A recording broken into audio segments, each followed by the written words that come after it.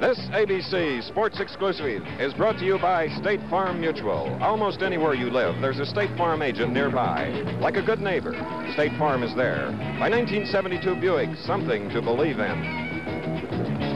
And by Country Club Malt Liquor, a lot to drink without drinking a lot.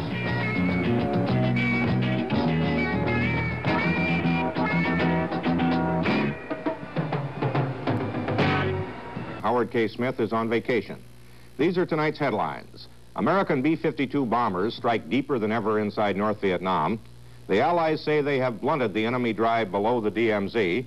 Defense Secretary Laird says that more Air Force and naval personnel will be sent to Southeast Asia.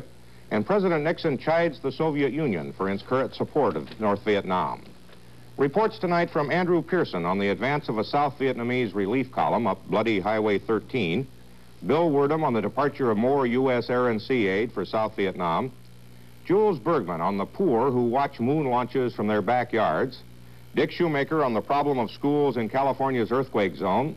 Jim Kincaid on a spellbinder who tells of the old Wild West. And tonight's comment on the new offensive in South Vietnam. American B-52 bombers have hit targets in North Vietnam for the first time in 4 years. The giant 8-engine jets dropped a reported 100 tons of bombs on military stockpiles outside the city of Vinh, North Vietnam's second-largest port. Military sources said the raids were ordered personally by President Nixon to counter North Vietnam's offensive in Quang Tri, South Vietnam's northernmost province. Reports from that area today said that a communist tank attack on Quang Tri City was beaten back with heavy losses to the North Vietnamese. A South Vietnamese general in Quang Tri claimed that the communist offensive there has been stopped. But Saigon officials say they aren't so sure. The other major fighting today was on Highway 13, the road leading from Cambodia to Saigon. Government troops withdrew from the town of Bo Duc near the northern end of the highway, while heavy fighting continued around An Lac, which appears to be a major communist objective. ABC's Andrew Pearson reports on government efforts to relieve the city. A few days ago, these troops were guarding the presidential palace in Saigon. Now they've been ordered to relieve the trapped government forces in An Lac and hold the route open from there to Saigon. The only way to get to An Lac by road is on this highway, Highway 13. It goes north from Saigon to the Cambodian border. Progress is slow. The forward airborne element is getting rifle and mortar fire from an enemy unit attacking from the forest next to the road. It could be 10 men or 200 blocking the road ahead. Forest on both sides of the road conceals the attacking force. The only way to guess how many there are is to listen to the firing.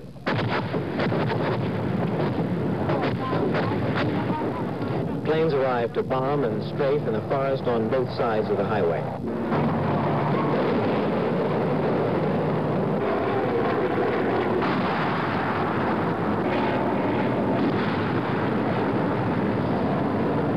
Airstrikes continue.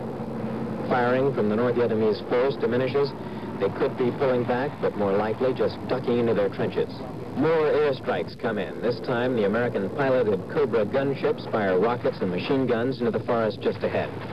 A few hundred yards to the rear, the American advisor coordinates with the pilots who wait their turn at the bombing run. Gradually, the North Vietnamese rifle and mortar fire subsides, and there's time to take the wounded and dead away. The artillery begins when the bombers leave to rearm. The column of South Vietnamese soldiers is stalled for the moment. And you wonder how it is with the soldiers up ahead surrounded in An Lac and how many more ambushes there are between us and them. Highway 13 is famous for its ambushes. The first American advisor killed in South Vietnam was killed on Highway 13 in 1961, when most of these South Vietnamese soldiers here with us today were 10 or 11 years old. But for them, the battle for this province, for the part that the North Vietnamese have taken over, has just begun. Andrew Pearson, ABC News on Highway 13. The U.S. is increasing its air and naval power in Vietnam. That story in a moment.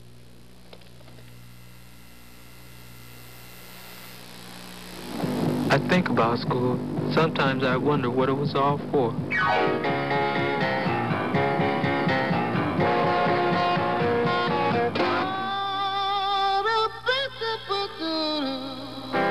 I know I probably would have dropped out of school. If it hadn't been for APT, I would have. APT stands for Automotive Professional Training and is now part of the curriculum in more than 30 high schools across the country. It's a program developed by Shell. It introduces high school students to a whole new world of scientific instruments and scientific thinking. It was different from the rest of my classes. It gave me something to keep going in, and it gave me a desire to keep in school. If you want to try to make it, I think it'll help you. It kind of made you feel good to know that you went through something and you completed it. Trying to make things better. The Apollo 16 moon mission is scheduled for launching next Sunday, and the 6-day countdown got underway today at Cape Kennedy. A space agency spokesman says everything is going on schedule. Ideal weather is currently predicted, and more than 1 million persons are expected to witness the liftoff. There are some things in the Cape Kennedy area, however, that visitors are not likely to notice. ABC science editor Jules Bergman reports on poverty in the shadow of the major spaceport. Billions of dollars have flowed down this road, running right past here, on the way out to the Kennedy spaceport and then to the moon. Some of those dollars have stopped all along here, in the motels, the restaurants, shops, and new buildings. But there are places all around the spaceport, many places where none of those dollars ever stopped. Pockets of poverty and neglect like this in the shadow of the spaceport. Although the people here have watched historic 20th century events like moonwalks take place, they are still waiting for paved roads, streetlights, and sanitary systems.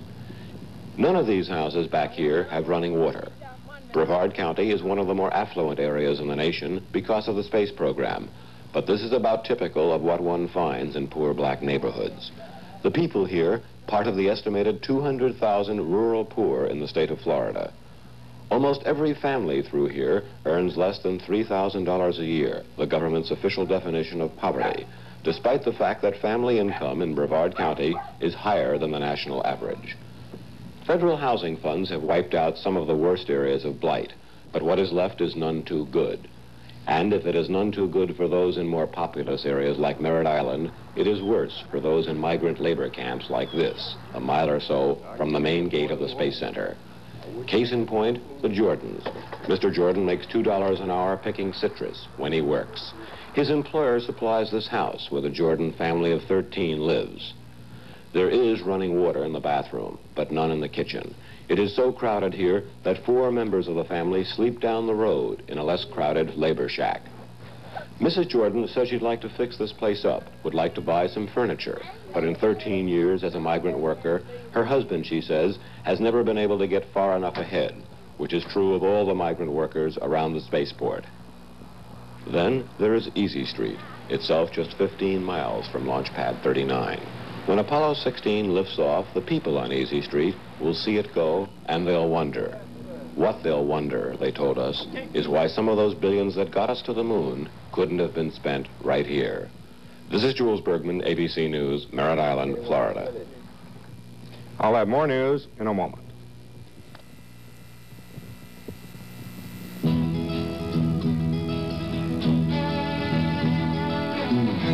At Mutual Benefit Life, we like to see things grow. As a life insurance company, we want your money to grow, along with your confidence in the future. That means we want a growing economy, too. So we invest the money our policyholders pay us to earn dividends for them, to help reduce the cost of their insurance, and to help the country grow. We invested in farms and businesses, in stocks and bonds and real estate, from San Francisco and Los Angeles to New York, Philadelphia, and Newark. We've become an important part of life to our thousands of policyholders, and to millions of other people, too, because of our commitment to a growing America. Mutual Benefit Life. You take care of today, we'll take care of tomorrow. For the insurance plan that best fits your needs, remember our name.